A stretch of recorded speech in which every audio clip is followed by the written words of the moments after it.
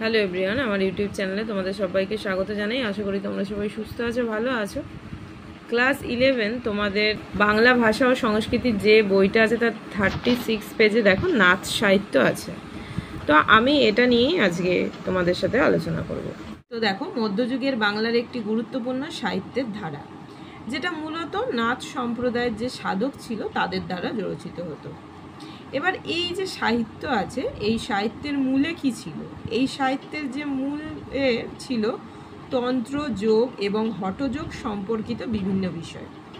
নাচ সাহিত্যে যে ভাষাটা ছিল সেই ভাষাটা কিন্তু খুব সহজ সরল ছিল এবং প্রাকৃত, যা সাধারণ মানুষের কাছে সহজে কিন্তু পৌঁছতে পারত। নাচ সাহিত্যে প্রধানত গীতিকাব্য, পদাবলী এবং দোহা আকারে নাচ সাহিত্যকে কিন্তু পাওয়া যেত। গোরক্ষনাথ, মীনানাথ, চুরঙ্গীনাথ এবং অন্যান্য নাচ যোগীরা এই সাহিত্যের কিন্তু গুরুত্বপূর্ণ ব্যক্তিত্ব। তোমরা এখানে বইয়ের মধ্যে মানে টেক্সটে যেটুকু তো পাবে সেটা পাচ্ছই। এছাড়াও আমি এখানে চেষ্টা করছি যে আরও সহজভাবে তোমাদেরকে বুঝিয়ে দেওয়ার, সেই জন্য আমি আর রিডিং এখানে পড়লাম না, আমি অন্যটা আমি তোমাদের সাথে তুলে ধরার চেষ্টা করছি। তো যেটা বলছিলাম যে নাচ সাহিত্য তাদের আধ্যাত্মিক সাধনা, সমাজের বিভিন্ন অসঙ্গতি এবং দার্শনিক চিন্তা প্রকাশ করার জন্য কিন্তু একটা মাধ্যম হিসেবে ব্যবহৃত হয়েছে। এই সাহিত্যে মধ্যযুগীয় বাংলা ভাষার বিকাশেও অনেক কিন্তু অবদান রয়েছে। বিশেষত যোগ এবং তত্ত্বের জ্ঞানকে সাধারণ মানুষের মধ্যে ছড়িয়ে দেওয়ার ক্ষেত্রে নাচ সাহিত্য একটা গুরুত্বপূর্ণ ভূমিকা পালন করেছে। এই সাহিত্য দ্বারা শুধুমাত্র আধ্যাত্মিকতা বা যোগ সাধনার মধ্যেই সীমাবদ্ধ ছিল না, বরং এটি সামগ্রিক সমাজ সংস্কৃতির প্রতিফলনও ঘটে। নাচ যোগীরা তাদের সাহিত্যিক যে কর্ম ছিল সেই সমাজের নৈতিক অবক্ষয়, ধর্মের নামে কুসংস্কার এবং সামাজিক ভেদাভেদের বিরুদ্ধে কিন্তু এর মাধ্যমে তারা প্রতিবাদ জানিয়েছিল।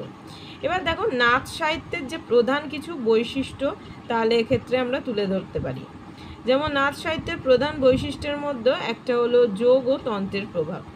নাচ সাহিত্যে যোগ এবং তন্ত্রের দার্শনিক চিন্তার প্রাধান্য রয়েছে। এই সাহিত্যে যোগের বিভিন্ন আচার অনুষ্ঠান, যোগের ধ্যান পদ্ধতি, চক্র, কুণ্ডলিনী, প্রাণায়াম ইত্যাদি বিষয় নিয়ে লেখা। এর আর একটা বৈশিষ্ট্য হচ্ছে আধ্যাত্মিক সাধনার পথ। গোরক্ষনাথ, মীনানাথ এবং অন্যান্য নাথ সন্ন্যাসী যারা ছিল, সেই সব সন্ন্যাসীদের যে সাধন পদ্ধতির উপর ভিত্তি করে নাচ সাহিত্য কিন্তু রচিত হয়েছে।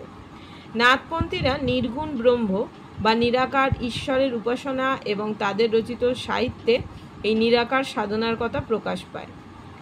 গীতিকাব্য এবং দোহা এর আর একটা বৈশিষ্ট্য।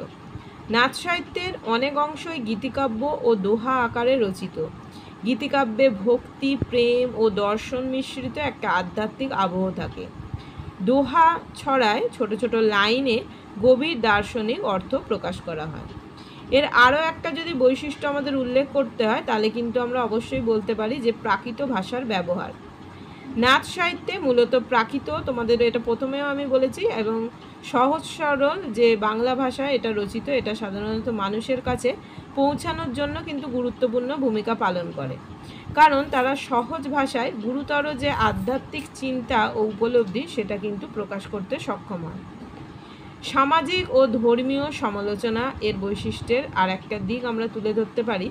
নাচযোগীরা তাদের সাহিত্যকর্মে তৎকালীন সমাজের বিভিন্ন কুসংস্কার, ধর্মের নামে ভণ্ডামি এবং ভেদাভেদ নিয়ে সমালোচনা করেছেন। তারা সরাসরি ভ্রান্ত ধর্মীয় ও আচার অনুষ্ঠান এবং পুরুতন্ত্রের বিরুদ্ধে তাদের অবস্থান তুলে ধরেছে। নাচ সাহিত্যকে শুধু ধর্মীয় বা আধ্যাত্মিক সাহিত্য বলেই সীমাবদ্ধ করা ঠিক না, এটি মধ্যযুগীয় বাংলার ধর্মীয়, সামাজিক এবং সাংস্কৃতিক ইতিহাসের একটা গুরুত্বপূর্ণ দলিল, সেটা আমরা নিঃসন্দেহে বলতে পারি। নাচযোগীরা তাদের সাহিত্যকর্মের মাধ্যমে একদিকে যেমন আধ্যাত্মিক মুক্তির পথ দেখিয়েছেন, অন্যদিকে তেমনই সামাজিক অন্ধকারকে দূর করার চেষ্টা করেছেন।